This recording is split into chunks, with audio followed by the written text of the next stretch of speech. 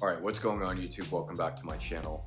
Today we are talking about a watch that I have now owned for a little over a year, and it is my Rolex Explorer II. You guys have seen this on the channel many times before, and I can't stop talking about it, but the reason I can't stop talking about it is because I just freaking love it so much.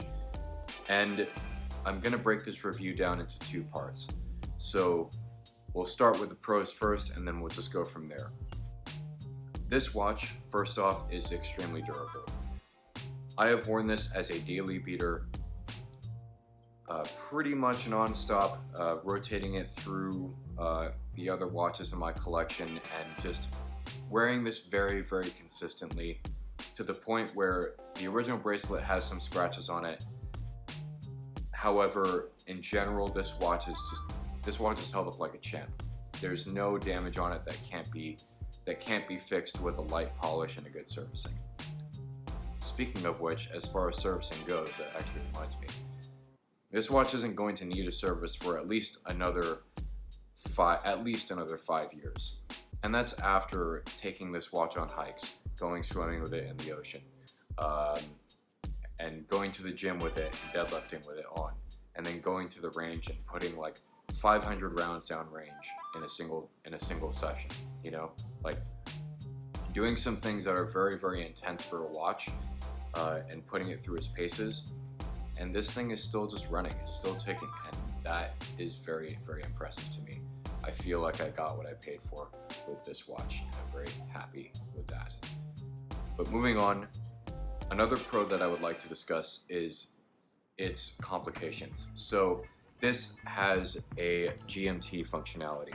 Originally with the first Explorer II, which was the 1655 reference, it was only designed, the orange hand was only designed as a day-night indicator to rotate along that 24-hour scale on the bezel. But with these recent movements, the current generation Explorer II has the same exact movement as the GMT Master II that we all know and love. So in essence, you could use this Explorer II orange hand as either a day-night indicator like it was originally intended, or as a GMT hand. And I prefer to use it for the latter function because I have family in California and I also have my girlfriend who lives, and I like to be able to track those time zones and know what time it is in those places just by looking down at my wrist. It's a lot more convenient than pulling out my phone, scrolling to the clock app, and then opening up the clock app and looking at the different time zones. And, you know, it just saves me a little time. And I know that sounds like a first world problem because it totally is, but it is very convenient and I believe it's worth mentioning it. So there's that.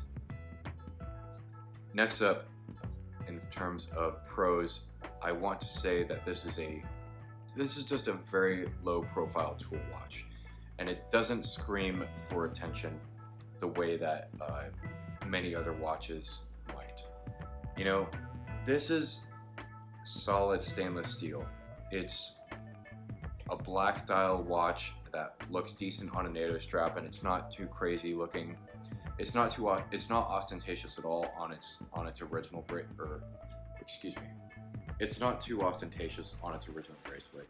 It just looks very low profile and very relaxed. And it's probably one of the most down-to-earth watches that I own.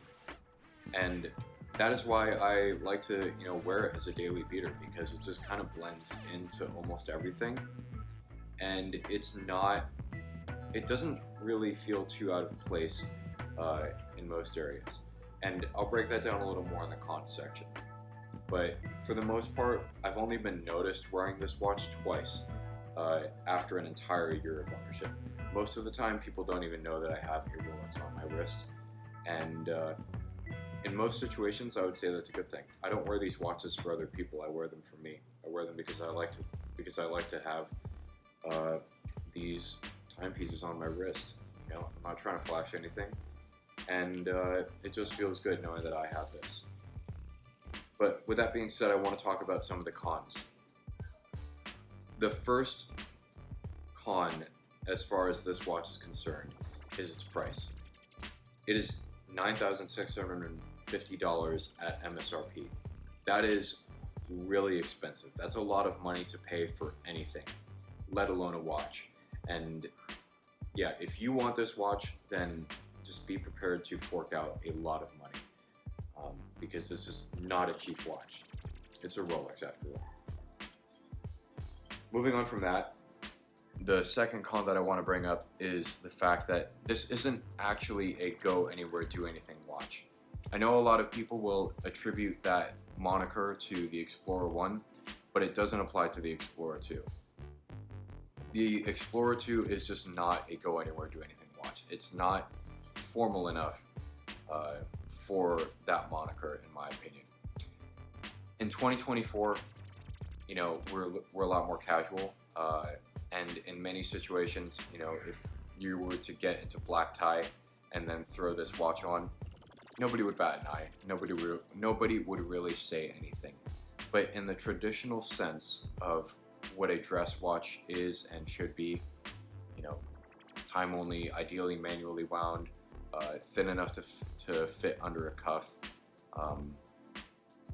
and you know, just generally simple, like really simple in design, to the point where you might only have like two hands or something. Like this watch, it can look good in formal attire, it can look good in a business suit, it can look good in a tuxedo, but I would say that there are just better options out there. And you know, the one time of the year that I did end up dressing up for an occasion, which was the Marine Corps ball, I didn't choose this watch. I chose my Datejust, which is far more dressy in appearance and far more formal and elegant looking.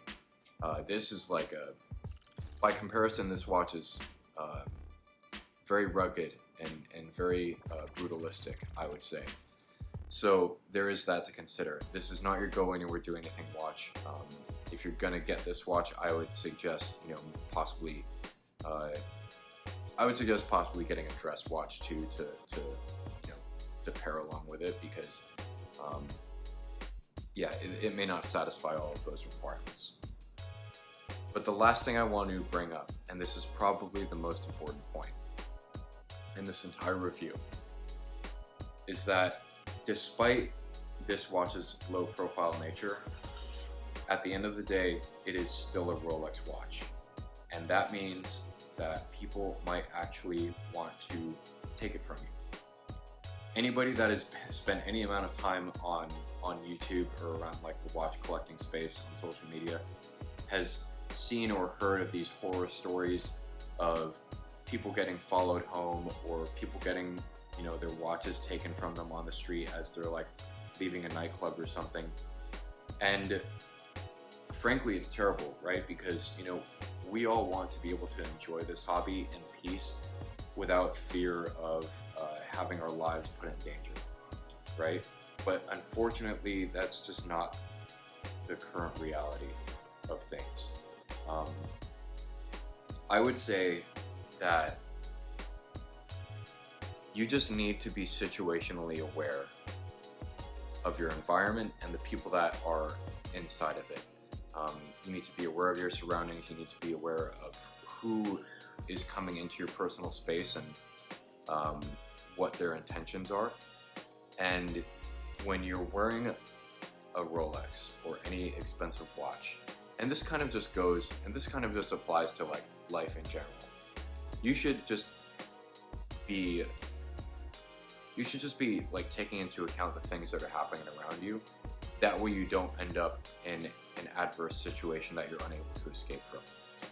And that applies even more so when you are wearing something as expensive as this. So at the end of the day, if you are going to get this watch, I would say that when you're wearing it, make sure that you are like just paying attention to your environment, okay? And be safe and be well. Let me know your guys' thoughts down in the comments below. Do you like the Explorer II, or would you rather have another Rolex? I want to hear from you guys. I read all of the comments that are on my videos, but at the end of the day, everyone who comments on these videos is welcome. So please leave your comments down below. I genuinely appreciate it, and I'll see you soon. Thanks.